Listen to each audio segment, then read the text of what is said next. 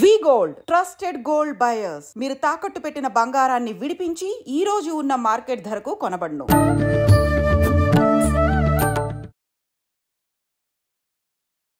నమస్కారం, welcome to I dream. ధర్మ మార్గం విత్ విజిత కార్యక్రమానికి స్వాగతం. ప్రస్తుతం మనతో పాటు ఉన్నారు ప్రముఖ ఆధ్యాత్మికవేత్త, జ్యోతిష పండితులు జేఎస్ శాస్త్రి గారు. ఇప్పుడు వారితో మాట్లాడేద్దాం. నమస్కారం గురుగారు. నమస్కారం అమ్మా.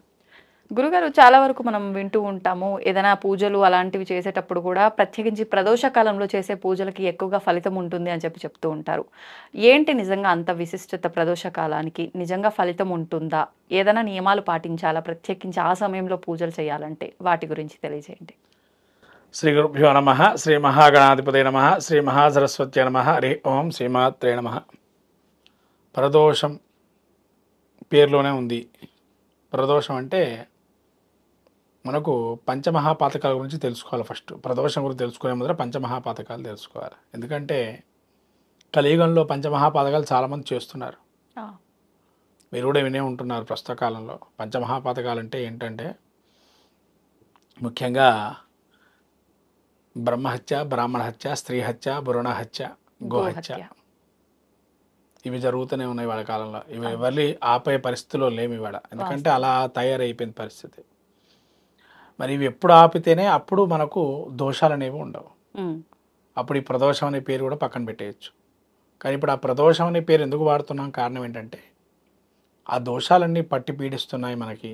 మన యొక్క జీవితం, వ్యక్తిగత జీవితంలో కొన్ని విషయాలకు వస్తే దానికి ప్రదోష కాలాన్ని వాడతారు. ఒకటి. రెండో విధానంగా ఇంకోటి ఉంది ప్రదోషం వాడే విధానం. రెండో విధానం ఏంటంటే కొన్ని కామ్య కోరికలకి, అంటే సొంతంగా తనకు తాను కొన్ని కోరికలు కోరుకునే దానికి కూడా ఈ యొక్క ప్రదోషాన్ని వాడతారు. ఓకే. మూడోది, ఎవరికైనా కానీ మంచి జరగాలని ప్రయత్నపూర్వకంగా చేసేటువంటి ఆరాధనా క్రమం ఉంటాయి, దానికి కూడా ప్రదోషాన్ని వాడతారు. ఈ ప్రదోషంలో మరి ఏం చేయాలండి? దీనికి మరి వ్రతం చేయాలా, లేదా హోమం చేయాలా, జపం చేయాలా, ధ్యానం చేయాలా, అభిషేకం చేయాలా అనేది దానికి వస్తే కనుక రకరకాలు ఉన్నాయి దీనిలో కూడా. కొన్ని ఏమో జపాలు చేయొచ్చు ప్రదోష వేళ, కొన్ని అభిషేకాలు చేయొచ్చు, కొన్ని హోమాలు చేయొచ్చు. ఏమేంటివంటే ఉగ్రదేవత ఆరాధన చేసేటువంటి వారు కొంతమంది ఉంటారు, వాళ్ళు హోమాలు చేసుకునే ప్రయత్నం చేస్తారు. దానికి ప్రదోషానికి పూర్వమే ప్రారంభం చేస్తారు. ఈ ప్రదోషం అనేది ఎప్పుడు అంటే సూర్యాస్తమయం నుంచి లెక్క దగ్గరగా అక్కడి నుంచి మొదలు పెట్టుకుంటే మళ్ళీ చంద్రోదయం అయ్యే లోపల, ఈ సమయంలో ముఖ్యంగా చెప్పాలంటే బ్రాహ్మణ వర్ణంలో ఉండేటువంటి వారు సంధ్యావందనానికి అర్హమైన కాలం. అంటే అక్కడ మన సూర్యాస్తమయం అయ్యే టైం కల్లా వీళ్ళు అస్తమించేటువంటి సూర్యుడికి అర్ఘ్యప్రదానం వదలాలి. అర్ఘ్యప్రదానం ఎప్పుడైతే వదులుతారో అక్కడి నుంచి ఈ ప్రదోష సమయం అంతా గాయత్రి జపం చేసుకోవడానికి అర్హమైన కాలం. అలా జపం చేసుకునేట్లయితే ఈ కాలాన్ని ప్రదోషంగా మనం చెప్పుకోవచ్చు. తర్వాత కాలంలో కొన్ని సాంప్రదాయాలు మారాయి. ప్రదోషంలో శివుడికి అభిషేకం చేసుకోవటం అనేది మనకు చెప్పబడింది.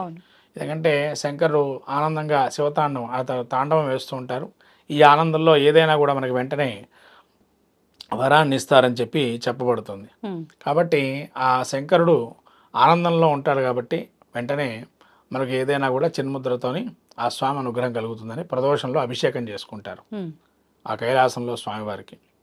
ఇంకో విషయం, నందికి అభిషేకం చేయడం మొదలుపెట్టారు ఈ మధ్యకాలంలో. తమిళనాడు సాంప్రదాయం తీస్తే కనుక ప్రదోషంలో తమిళనాడులో నందీశ్వరుడికి అరుణాచల క్షేత్రంలో ప్రదోషకాలం త్రయోదశి తిథి కలిసి వచ్చింది, ప్రదోషం అంటారు. తిథి ప్రాముఖ్యం చాలా ప్రాముఖ్యం ఇందులో. ఈ త్రయోదశి వ్రతం అని ఏదైతే ఉంటుందో దాన్ని త్రయోదశి రోజులు చేయాలి. ఈ త్రయోదశికి అంత ప్రాధాన్యం ఏంటండి అంటే ఇదే రోజున మన్మధుణ్ణి చంపినటువంటి రోజు త్రయోదశి తిథి. అనంగ త్రయోదశి అని పేరు దానికి. మీరు వినే ఉంటారు, చైత్రమాసంలో అనంగ త్రయోదశి అని వచ్చింది. అనంగ త్రయోదశి ఎలా వచ్చిందంటే మన్మధుడిని చంపినప్పుడు దాన్ని మళ్ళీ పునర్జీవితం చేసినప్పుడు అనంగ త్రయోదశి అని వస్తారు. ఆ వచ్చిన దాన్నే చాలా ఈ తమిళనాడు సాంప్రదాయంలో ఏంటంటే కళ్యాణాలు విపరీతంగా జరుగుతాయి ఆ సమయంలో, ఈ అనంగ త్రయోదశి రోజు. అలా త్రయోదశి నాడు ఈ నందీశ్వరుడు కనుక అభిషేకం చేస్తారు. అభిషేకం చేసి ఏమన్నా మనకు ఉండేటువంటి దోషాలని దాని ధ్యానంలో ఉంటాడు నందీశ్వరుడు ఎప్పుడు కూడా. అందుకని ఆ నందీశ్వరుడు కనుక అభిషేకం చేసి కుడి చెవిలో మన కోరిక చెప్పుకున్నట్లయితే తీరుతుందని సాంప్రదాయబద్ధంగా ఉంది అక్కడ. అలా నందీశ్వరుడికి అభిషేకం చేసే సాంప్రదాయం ఒకటి. ఇలా ప్రదోషకాలంలో మనం ఇంకా ఏం చేయగలదో స్తంభోద నృసింహ స్తోత్రం చేసుకోవచ్చు.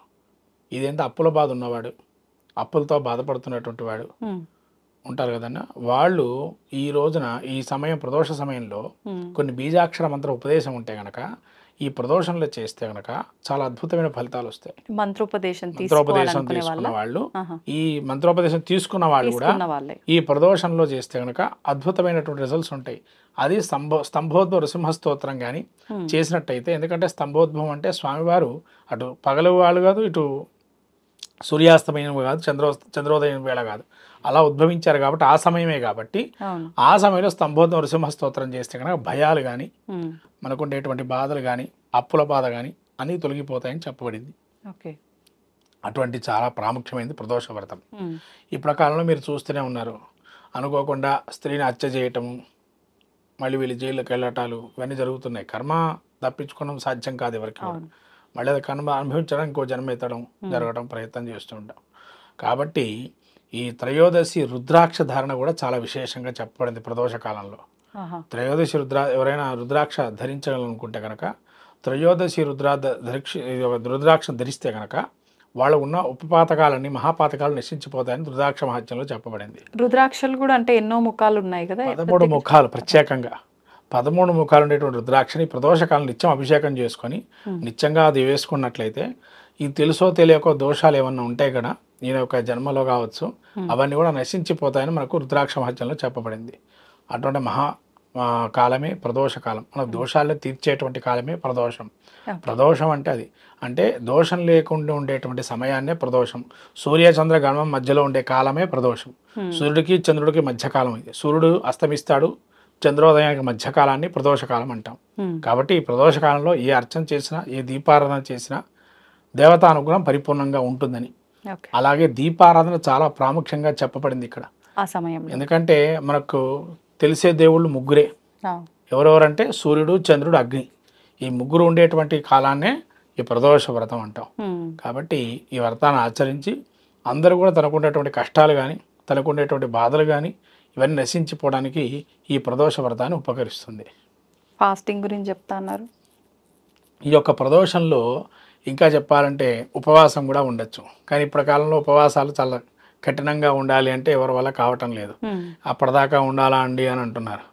కానీ అలా ఉండి చేసుకోవాలి ప్రదోష వ్రతంలో ఏంటంటే ఇప్పుడు మనకు మంగళవారాలు చెప్పబడుతున్నాయి కొంతమందికి, ఈ దోషాలు ఉండే ఆదివారాలు, కొంతమంది రాహుకేతుల దోషాలని, తర్వాత ఉపవాసాలు తీసుకొని శివుడికి కానీ విష్ణుమూర్తికి కానీ ఇలా శివుడికి ఉపవాసాలు తీసుకునేటువంటి వారు సాయంకాలం అభిషేకం చేసుకునేదాకా ఉపవాసంగా ఉండాలి. అంటే ప్రదోష అభిషేకం చేసేదాకా ఉపవాసం ఉండి చేయాలి. ఎందుకంటే అన్నం తీసుకోకుండానే అభిషేకం చేసుకోవాలి. అన్నం తింటే అభిషేకం పనికిరాదు. ఎప్పుడైనా కానీ అన్నం తింటే అభిషేకం పనికిరాదు. ఏ అభిషేకమైనా ఎవరికి చేసిన ఎవరైనా కానీ, ఎవరి బ్రాహ్మడు కూడా అభిషేకానికి పనికిరాదు అన్నం తింటే కనుక. అభిషేకం అన్నం తినకముందరే అభిషేకం చేసుకోవాలి. అన్నం తింటే ఇంకా అది నువ్వు అభిషేకం చేసినా ఫలితం ఉండదు. కాబట్టి ప్రధానంగా తెలుసుకోవాల్సిన ఏమేంటంటే ప్రదోషం అభిషేకం చేసుకునేటువంటి వారు ఎవరైనా కానీ ఉపవాస దీక్ష కంపల్సరీ ఉండాలి, ఖచ్చితంగా పాటించాలి. పాటించకుండా ఉంటే మాత్రం ఆ వ్రతం యొక్క మహత్యం కలగదు. అందులో ప్రదోషం ప్రతినిత్యం చేసేటువంటి వారు కూడా ఉంటారు. ఒక త్రయోదశి తిథి రోజే కాకుండా ప్రతిరోజు చేసుకునేటువంటి వారు కూడా ఏకపూట భోజనం, అంటే ఏకభోక్తం అంటే రాత్రి అభిషేకం కాగానే భోజనం చేయాలి. అలా చేసుకుంటే స్వామి అనుగ్రహం పరిపూర్ణంగా ఉంటుంది. అంతే తప్ప ఏదో మనం చేసుకోవాలా ప్రదోషం చేసుకోవాలని కాదు, అలా చేస్తేనే ఫలితం ఉంటుంది. ఇంకా శనివారం శని త్రయోదశి రోజు కనుక సాయంత్రం అంతా మనకు త్రయోదశి తిథి ఉంటే కనుక శనికి కూడా అభిషేకం చేసుకోవచ్చు. ఈ త్రయోదశి శనివారం కలిసి వచ్చేటువంటి రోజులు ఉంటాయి కదా, శనివారం త్రయోదశి సాయంత్రం వేళలు ఉంటే కూడా శివుడికి లాగానే రుద్రాభిషేకం చేసుకుంటే శనీశ్వరుడికి చాలా విశేషంగా యోగప్రదంగా ఉంటుంది. ఇంకా చెప్పాలంటే కాలభైరవుడి యొక్క స్వరూపాన్ని మనం లింగాకారంలో ప్రవేశింపజేసి, అంటే ధ్యాన శ్లోకాలతో చెప్పి లింగాకారాన్ని కాలభైరవ స్వరూపం కూడా ఆరాధన చేస్తే కూడా మనకుంటే శని బాధలు నశించిపోతాయి. కాలభైరవ అనుగ్రహం కలుగుతుంది, శివుడు అనుగ్రహం కలుగుతుంది. ఇది ప్రదోషంలో ఇన్ని రకాలుగా పూజలు, హోమాలు, ధ్యానాలు, అభిషేకాదులు చేసుకోవడం వల్ల మనకుండేటువంటి పంచమహాపాతకాలు తెలుసో తెలియకో దూషణ చేస్తాం బ్రాహ్మణ్ణి, అట్లనే బ్రహ్మని దూషణ చేస్తాం.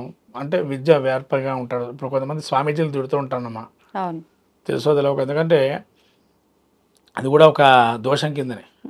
కాబట్టి ఆ తెలుసో తెలియకో కొంతమంది స్త్రీలను తిట్టడము, గోవుని మనం భయపెట్టడం లాంటిది, తర్వాత చిన్నపిల్లగా స్త్రీలు మన యొక్క చిన్నపిల్లగా పుట్టి చనిపోవటం, లేదైనా ఈ ఆడపిల్ల పుట్టిందనో, లేదా ఇదివరకు కాలంలో ఎక్కువగా ఉండేవి, ఇప్పుడైతే తక్కువగా ఉన్నాయి.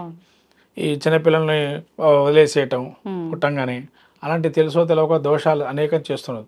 కొన్ని తెలిసి చేస్తున్నారు, కొనేమో తెలియలేదని చెప్తున్నారు. కాబట్టి ఈ తెలుసో తెలియక దోషాలు పోవడానికి ఈ ప్రదోషం అనేటువంటిది వాడడం వల్ల వాటికుండే దోషాల నుంచి బయటపడతాం. అది చేయకుండానే ఉండాలి, దానికి మళ్ళీ ఇంకోటి పూజకి చేసుకోకూడదు. అలా చేయకుండా ఉంటేనే మంచిది.